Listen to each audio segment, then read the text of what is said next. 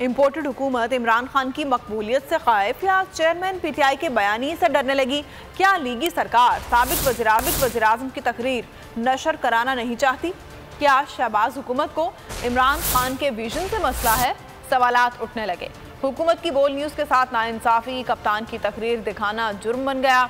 इमरान खान की तकरीर के दौरान बोल न्यूज़ 2-2 घंटे के लिए बंद किया जाता है। न्यूज हक और सच का अलमबरदार, लीगी सरकार बौखलाहट का शिकार। अवाम को सच दिखाना बर्दाश्त ना हो सका, बोल की नशरियात बंद की जाने लगी। हक और सच की आवाज बंद क्यों हो रही है? पीटीसीएल हुकाम ने भी सच उगल दिया। सारिफ ने ट्वीट में पूछा, जब भी इमरान खान का खिताब आता है बोल न्यूज को बंद कर दिया जाता है, जलसा खत्म होने के 2 घंटे बाद खोला जाता है। मैं हर माह केबल की फीस अदा करता हूँ और अपनी मर्जी का चैनल देखना चाहता हूँ। ये तरीका किसी सूरत दुरुस्त नहीं। जिस पर पीटीसीएल हुकाम ने जवाब दिया, बोल न्यूज को आला हुकाम के हुक्म पर बंद किया जाता है, लिहाजा तकलीफ के लिए मुआजरत। बोल की बंदिश से किसको परेशानी है, वजह क्या है? हुकाम जवाब देने से कासिर हैं। एक बार फिर नंबर 1।